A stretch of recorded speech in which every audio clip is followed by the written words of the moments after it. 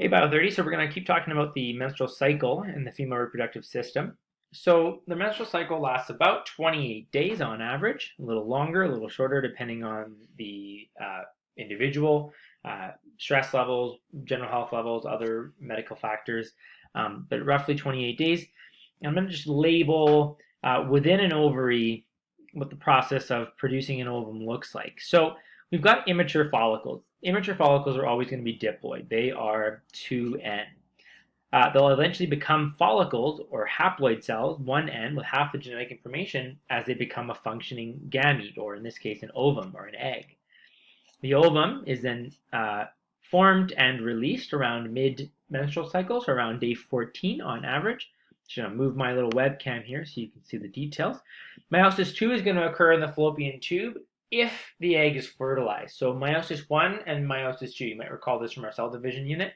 Meiosis 1 is going to occur in the ovary, and it actually pauses there. It's haploid. The ovum is haploid, but it pauses in the middle of meiosis.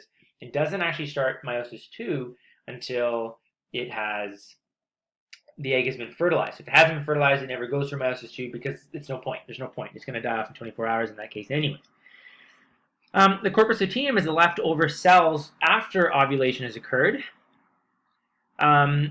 So from the pituitary, follicle-stimulating hormone is going to encourage the immature follicles to develop into haploid follicles. And then once the haploid follicles have been developed, they are going to stimulate the release of the hormone estrogen.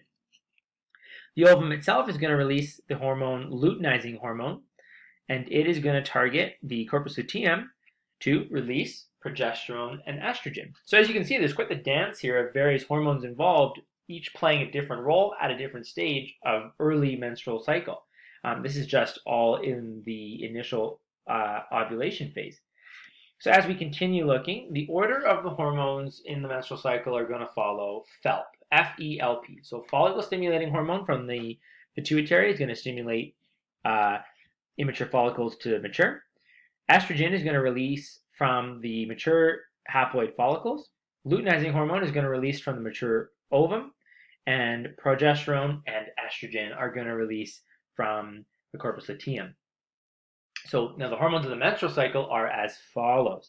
Some of the ones we talked about, plus a couple others in a slightly varied order. So gonadotropin releasing hormone, GnRH, is stimulated by high levels of estrogen. So we're going to increase gonadotropin releasing hormone by having high levels of estrogen, but we're actually going to inhibit gonadotropin releasing hormone release if we have high levels of estrogen and progesterone.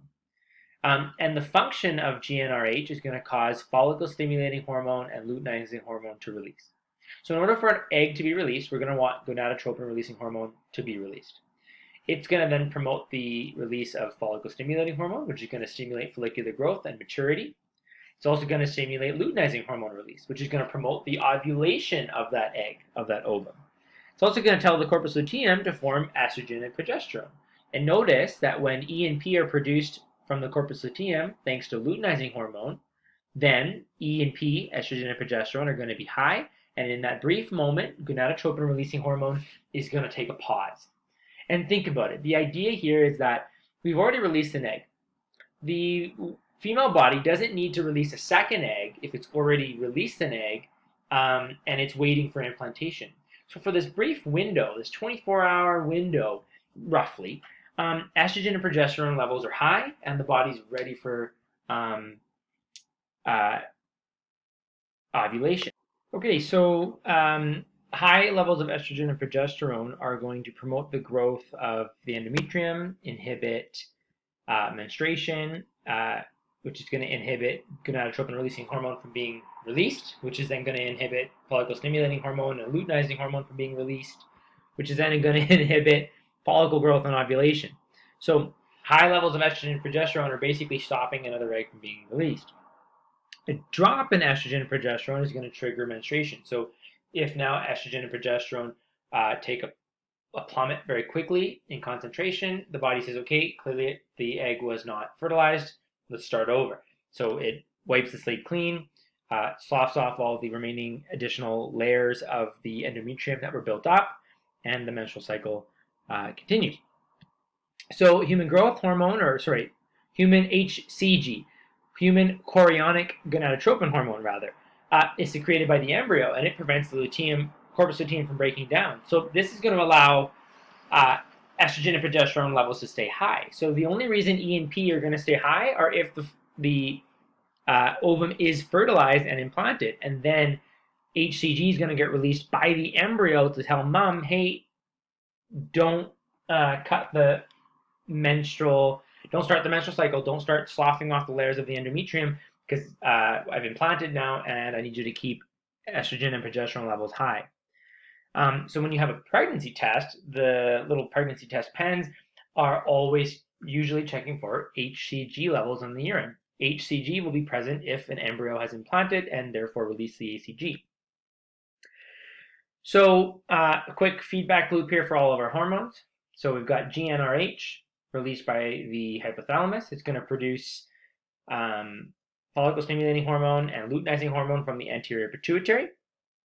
FSH is going to target the follicles, which are inside of the ovary. The follicles are going to release estrogen. Luteinizing hormone is going to target the corpus luteum and tell it to release estrogen and progesterone.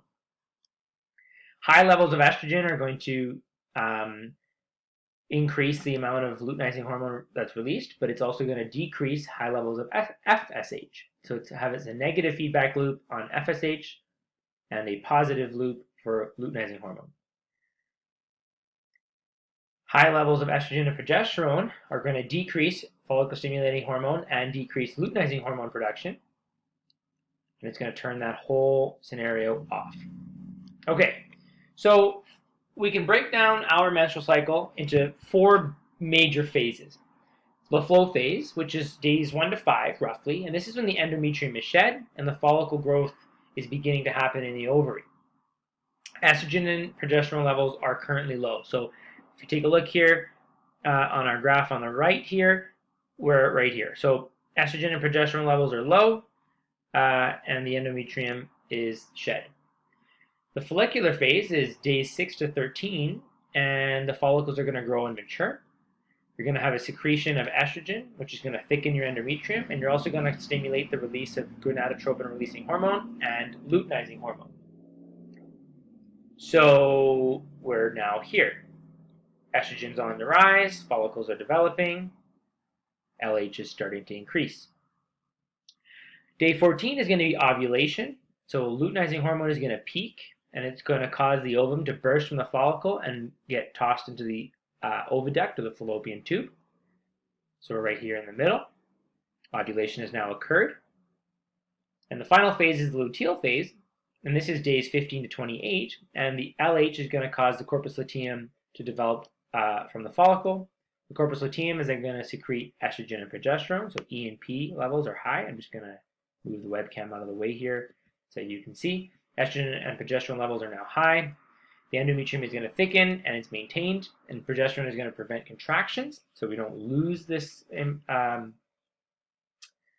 the follicle.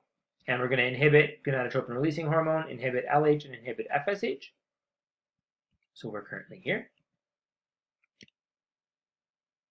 So if I had to quickly review with you, FELP. So first we have follicle stimulating hormone released. Then we have estrogen released. Then we have luteinizing hormone released. And then we have progesterone released. Okay, so quick review of the hormones. Here's a little diagram on the right. You can pause it here and add this to your study notes if you need. So follicle stimulating hormone is going to target the follicles in the ovary. It's going to stimulate the egg and estrogen production. Estrogen is going to target various cells, the endometrium, the hypothalamus, and it's going to cause secondary sexual characteristics in women. And it's a negative feedback loop to lower follicle stimulating hormone. It's got a positive feedback to increase increase luteinizing hormone, LH production. And it's causing the growth of the endometrium. Okay. Luteinizing hormone is going to target the follicles and cause ovulation. And it's going to also stimulate the release of progesterone and estrogen. Progesterone is going to thicken the endometrium and have it be ready for implantation. And it's also going to stop follicle-stimulating hormone and luteinizing hormone from being released, because we're trying at this point to not ovulate another egg when there's one egg waiting to be implanted. So I'm going to leave this video here. And so far we've talked about the structures of the female reproductive system, and now we've talked about the menstrual cycle. You can feel free to take a look at the slides that are posted in Google Classroom for any additional details that you might want to fill in. But as far as our emergency online teaching goes, I'm going to leave it here in terms of the menstrual cycle. Thanks, guys.